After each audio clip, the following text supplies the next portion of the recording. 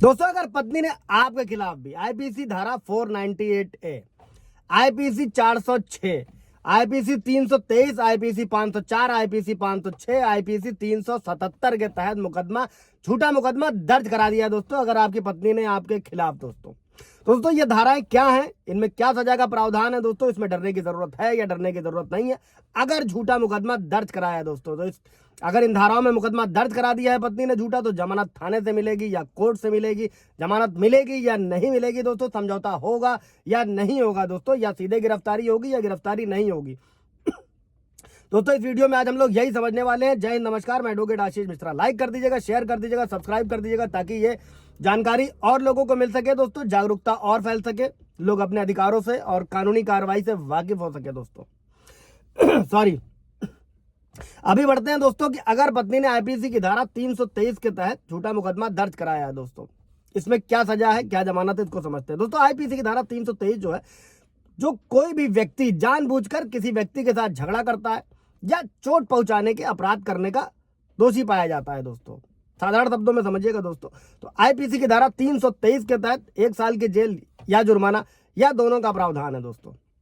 ये non कॉग्निबल offence है, गैर संज्ञेय अपराध है दोस्तों, जमानती अपराध है, बेलेबल ऑफेंस है, इसमें जमानत बहुत ही आसानी से मिल जाती है दोस्तों। अगर किसी व्यक्ति के खिलाफ इस अपराध में मुकदमा दर्ज हो जाता है दोस्तों, तो पीड़ित पक्ष की जब सहमति हो जाती है तो इसे समझौता करके भी खत्म किया जा सकता है दोस्तों, और ये किसी भी श्रेणी के मजिस्ट्रेट द्वारा देखा जाता है दोस्तों। नॉन कॉग्निबल का ऑफेंस क्या होता है, कम गंभीर श्रेणी के अपराध, इनमें थाने से ही जमानत मिल जाती है। उसमें पूरा वीडियो है, ब्रीफ वीडियो है, कॉग्निबल नॉन कॉग्निबल, जाकर आप देख सकते हैं दोस्तों।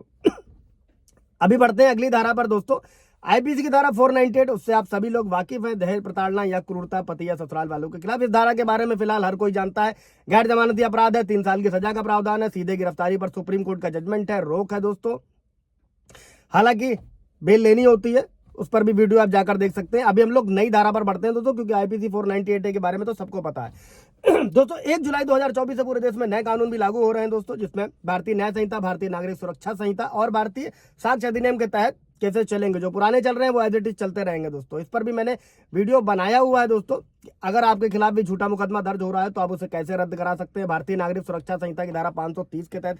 इसके अलावा एक चीज और समझिएगा दोस्तों कि अगर आपके पास कानूनी लड़ाई लड़ने के लिए पैसे नहीं है तो आप नालसा की वेबसाइट पर जा सकते हैं, नेशनल लीगल सर्विसेज अथॉरिटी, वहां पर ऑनलाइन अप्लाई कर सकते हैं अगर आप पात्र हैं तो।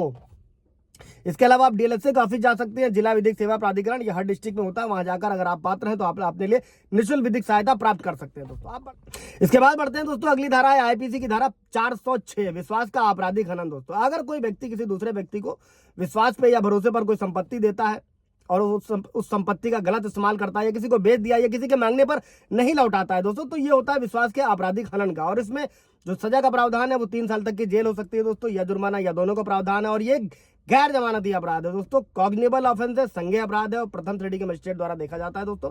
और ये अपराध कोर्ट की अनुमति से, अगर सामने वाली पार्टी है जिसके साथ में हुआ है, अगर वो समझौता करने के लिए तैयार है तो समझौते से खत्म किया जा सकता है दोस्तों।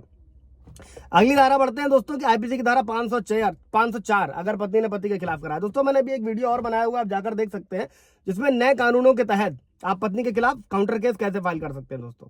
अभी बढ़ते हैं आईपीसी की धारा 504, अगर कोई व्यक्ति किसी व्यक्ति को जानबूझकर या लोक शांति को भंग करने के इरादे से उसका अपमान करता है दोस्तों, तो आईपीसी की धारा 504 के तहत 2 साल की जेल का प्रावधान है या जुर्माना।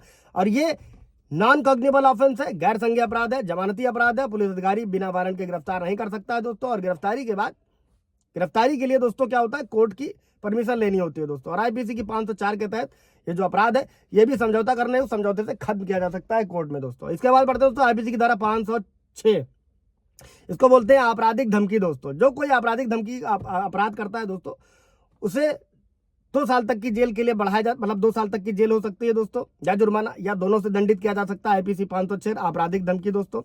साधारण शब्दों में समझते हैं दोस्तों कि अगर धमकी मृत्यु या गंभीर चोट के लिए दी गई है, या किसी महिला पर अपवित्रता का आरोप लगाया गया दोस्तों, तो ऐसे में 7 साल तक की जेल भी हो सकती है दोस्तों, या जुर्माना, या दोनों के साथ दंडित किया जा सकता है। और यह संभावना है कि अगर दूसरा पक्ष दोषी ठहराया जाता है तो 3 साल तक की जेल हो सकती है दोस्तों। और ये एक जमानती अपराध है, गैर संज्ञेय अपराध है दोस्तों, और प्रथम श्रेणी के मजिस्ट्रेट द्वारा देखा जाता है दोस्तों। और इस केस को भी अगर पीड़ित पक्ष है, अगर पत्नी राजी होते हैं तो उसको समझौते से खत्म किया जा सकता है दोस्तों। इससे रिलेटेड कोई सवाल जवाब होगा दोस्तों, पूछ लीजिएगा। Thank you.